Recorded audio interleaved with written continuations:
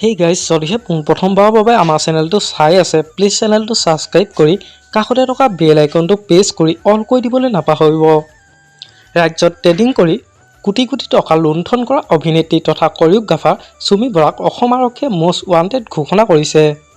বিশাল ফুকনক ডিব্ৰুগড় আৰক্ষীয়ে গ্ৰেপ্তাৰ কৰাৰ পাছতে সন্ধানী হৈ পৰিছে অভিনেত্ৰী চুমি বৰা আৰু স্বামী তাৰ্কিক বৰা।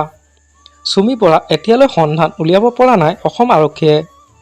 ৰাজ্যত জোকাৰি যোৱা কোটি কোটি টকা লুণ্ঠনৰ ভয়ংকৰ কাণ্ডক লৈ আৰম্ভ হৈছে CID তদন্ত। IGP সংযুক্তা পৰাশৰৰ নেতৃত্বত গঠিত CID 7জনীয়া দল এতিয়া আৰম্ভ কৰিব এই ট্ৰেডিং কাণ্ড। CID বিশেষ তদন্ত কৰি দলটোৱে মুঠ 28টা গোচৰত দীপাংকৰ বৰ্মন, চুমি বৰা, তাৰ্কিক বৰা আৰু ৰাজীৱ বৰাকে ধৰি 22জনৰো অধিক লোকক চাৰ্কুলাৰ জাৰি কৰিছে বুলি জানিব পৰা গৈছে। চুমি বৰা এই ট্ৰেডিং কাণ্ডৰ লগত সাংস্কৃতিক জগতখনৰ কেইজনমান বিশিষ্ট তাৰকাৰ লগতে কেইজনমান ৰাজনীতিবিদৰ পত্নীও জড়িত আছে বুলি জানিব পৰা গৈছে। চুমি বৰা আৰু তাৰ্কিক বৰাক গ্ৰেপ্তাৰ নোহোৱালৈকে ট্ৰেডিং কাণ্ডৰ লগত কোন কোন জড়িত আছে সঠিকভাৱে গম পোৱা নাযায়।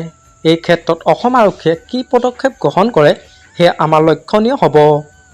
আমাৰ আজি ভিডিঅ'টো আছিল ইমানেই। আজিলৈ বাই বাই।